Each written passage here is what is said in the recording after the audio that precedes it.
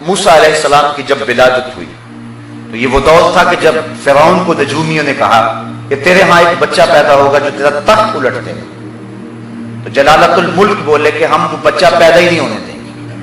70,000 بچے قتل کروائے، 90,000 حمل کروائے، لیکن حضرت موسیٰ علیہ السلام کی ولادت اسی سال ہوئی جس سال بچے قتل کرواتا تھا۔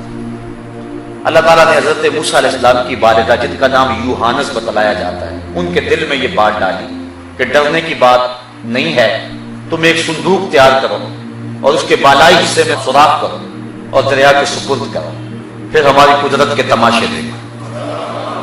ایسا ہی ہوا۔ فرعون کی بیوی کا نام آسیہ ہے، دریا کے کنارے بیٹھی ہے، اولاد کی دولت نہیں ہے، پانی کے دوش پہ آتا ہوا ایک صندوق دیکھا، دل میں تجسس کی چنگاریاں روشن ہوئی، غوطہ خوروں کو حکم دیا، فوراً تعمیل ہوئی۔ جب صندوق کھولا تو ایک خوبصورت بچہ مسکرا رہا تھا، بے ساختہ کہا کہ یہ تو میری آنکھوں کی ٹھنڈک ہے۔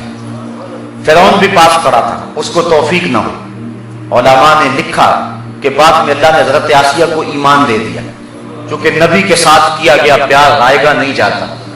اگر فرعون کہہ دیتا ہاں میری آنکھوں کی بھی ٹھنڈک ہے، اللہ یہ نہ دیکھتا اس نے خدائی کا دعویٰ کیا، یہ دیکھتا میرے نبی سے پیار کیا ہے، اللہ اس کو بھی توفیق توبہ عطا فرما دے۔ خیر اس کا مقصوم نہیں تھا، اولاد نہیں تھی، کہا اس کو اپنا بیٹا بنا لے۔ اب دودھ کا انتظام ہونے لگا، دائیاں بلوائی گئی۔ حضرت موسیٰ علیہ السلام کسی کا دودھ ہی نہیں پیتے۔ اللہ قرآن میں کہتا ہے ہم نے ان پر حرام کر دیا تھا، ماں کے علاوہ کسی کا دودھ نہیں پیتا۔ حضرت موسیٰ علیہ السلام کی ہمشیرہ بھی کنارے کنارے دریا کے اس موقع پہ پہنچ گئی۔ جب بھائی کو دودھ پیتے نہیں دیکھا تو کہا ایک دائی میری نظر میں بھی ہے جس کا دودھ بچے رغبت سے پی لیتے ہیں، اگر کہو تو بلا لاؤں۔ انہوں نے کہا دیر کاہے کی ہے، جلدی کر، ہمیں تو مسئلہ بنا ہوا ہے۔ گئی اور اپنی ماں کو بلا لائی، اور حضرت موسیٰ علیہ السلام نے اپنی ماں کا دودھ پیا۔ فرعون کہتا تھا میں وہ بچہ پیدا نہیں ہونے دوں گا، رب نے کہا مجھے رب نہ کہنا اگر تیرے گھر میں پال کے نہ دکھایا تو۔ اب یہاں جو بات میں آپ کے سامنے رکھنا چاہتا ہوں وہ یہ ہے کہ اپنی ماں کے علاوہ کسی اور خاتون کا دودھ پینا اگر نبی کی شان کے لائق نہیں تھا اور حضرت موسیٰ علیہ السلام کو روک دیا گیا تو پھر حضور نے حضرت حلیمہ سعدیہ کا دودھ کیوں پیا اور باقی دائیوں کا دودھ حضور نے کیوں پیا؟ اگر یہ نبی کی شان نہیں ہے تو حضور تو امام الانبیاء ہے، بدرجہ اولا حضور کو یہ مرتبہ ملنا چاہیے۔ لیکن یہاں قبیلہ بنو سعد میں گئے، سلیبہ کا دودھ بھی پیے اور بدائیوں کا دودھ پیے۔ اگر حضرت موسیٰ علیہ السلام پہ اللہ نے حرام کر دیا کہ تم نبی ہو اپنی ماں کے علاوہ کسی کا دودھ نہیں پینا تو یہ اعزاز حضور کو بھی ملنا چاہیے تھا، لیکن نہیں ملا۔ اصل بات یہ نہیں ہے، بات یہ ہے کہ حضور علیہ السلام نے اگر حضرت حلیمہ سعدیہ کا دودھ پیا ہے تو ان کے دادا محترم نے پورا صلہ دیا، لیکن فرعون کے ہاں یہ کیفیت نہیں تھی۔ کل کلا فرعون کے دربار میں کھڑے ہو کر کے اللہ کے نبی حضرت موسیٰ علیہ السلام نے اللہ کی توحید کا اعلان کرنا تھا۔ فرعون نے زیر لب مسکرا کے کہنا تھا الم نعدک فینا ولیدا، میرے گھر پلتا رہا آج مجھے عقل سکھانے آ گیا۔ اللہ نے جواب پہلے تیار کر دیا، اے موسیٰ جب یہ تانا دے تو کہنا میاں میں پلا تیرے گھر میں ہوں، دودھ میں نے اپنی ماں کا ہی پیا، پلا وہ تیرے گھر میں ہوں، دودھ میں اپنی ماں کا ہی پیتا رہا۔ اللہ نے نبی کی حفاظت فرمائی۔ تو جب تبلیغ غرض سے پاک ہو تو پھر وہ رنگ لاتی ہے، پھر اس کے اثرات ظاہر ہوتے ہیں۔ تو یہ تبلیغ کا بنیادی انداز اور اصول یا اسلوب اس کو کہتے ہیں کہ للہیت اس کے اندر موجود ہو۔ اللہ تعالیٰ جل شانہ کسی بندے کی محنت کو ضائع نہیں کرتا، وہ بندے کا رازق ہے۔ من کان للہ کان اللہ لہ، تم اس کو ہو کے دیکھو، زمانہ تمہارا ہو جائے، تمہیں ضرورت نہیں ہے۔ دنیا کی مثال سائے کی طرح ہے، اگر تم اس کے پیچھے بھاگو گے یہ آگے بھاگے، اور اگر تم آگے بھاگو گے سایہ تمہارے پیچھے بھاگے۔ اپنے دل میں غرض کی کوئی کوپن نہ پھوٹنے دینا، اور اللہ کی رضا کے لیے اور اللہ کی خوشنودی کے لیے تبلیغ کے عمل کو اختیار کرنا یہ ایک مومن کا مزاج ہونا چاہیے۔ دوسری بات، شفقت اور خیر خواہی کا جذبہ۔ جب تبلیغ کرو تو اس کا مقصد کیا ہے کہ لوگوں کی خیر خواہی ہو سینے میں. دین خیر خواہی کا نام ہے کہ یہ بچ جائے، جہنم کی آگ سے بچ جائے.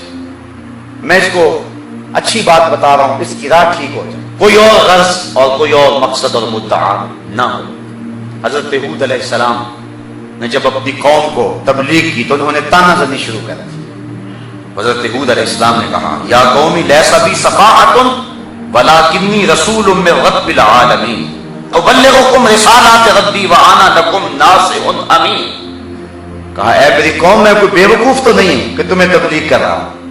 یا قومی لیس بی صفاحۃ، میں جو تمہارے پیچھے پیچھے بھاگ رہا ہوں، تم سننا نہیں چاہتے سنا رہا ہوں، تو میں کوئی صفی تو نہیں ہوں، بلکہ اس کے باوجود کہ تم سننا نہیں چاہتے اور میں سنانے کی کوشش کر رہا ہوں. یہ کیوں ہے؟ تو کہا اس لیے وَأَنَا لَكُمْ نَاصِحٌ أَمِينٌ، میں تو تمہارا خیر خواہ ہوں، میں تو امانت دار ہوں، اس امانت کو منتقل کرنا چاہتا ہوں، اور میں تمہاری خیر خواہی کے جذبے سے تمہارے پیچھے بھاگ رہا ہوں. تم نہیں بھی سننا چاہتے ہو پھر بھی سنانا چاہ رہا ہوں. ورنہ کوئی بات سننا نہ چاہے تو اس کے پیچھے بھاگنا آسان کام تو نہیں ہے. کہا کہ میں صفی نہیں ہوں بلکہ میں ناصح ہوں، میں تمہارا خیر خواہ ہوں، جس جذبے کے تحت میں تمہیں بات سنانے کے لیے اصرار کر رہا ہوں. حضرت شیخ شہاب الدین سہروردی عوارف المعارف کے اندر بیان کرتے ہیں، اور یہ کتاب وہ ہے جس کا درس اپنے مریدین کو حضرت بابا فرید گنج شکر دیا کرتے تھے. عوارف المعارف حضرت شیخ شہاب الدین سہروردی علیہ رحمہ، حضرت شیخ سعدی شیرازی کے پیر و مرشد. آپ اس کے اندر لکھتے ہیں کہ جب تم کسی کو دعوت دو یا تبلیغ کرو تو تمہاری زبان اس کو تبلیغ کرنے میں مصروف ہو، لیکن تمہارا دل کشکول کی صورت میں اپنے رب کے حضور پھیلا ہوا. مالک بول میں رہا ہوں، عصر کی شیرینی تو ڈال دے. اے اللہ اس کے دل کو بدل دے. تو فرمایا کہ جب اس انداز اور اس پرسوز محبت کے اس عالم میں جب کوئی شخص تبلیغ کے فریضے کو ادا کرتا ہے تو اللہ اس کی زبان سے نکلے ہوئے لفظوں کو دلوں میں اتار دیتا ہے. تو خیر خواہی کا وہ جذبہ یقیناً ضرور رنگ لاتا ہے. تیسری بات، اور یہ جذبہ بالخصوص حضور علیہ السلام کی ذات کو بہت زیادہ عطا کیا گیا.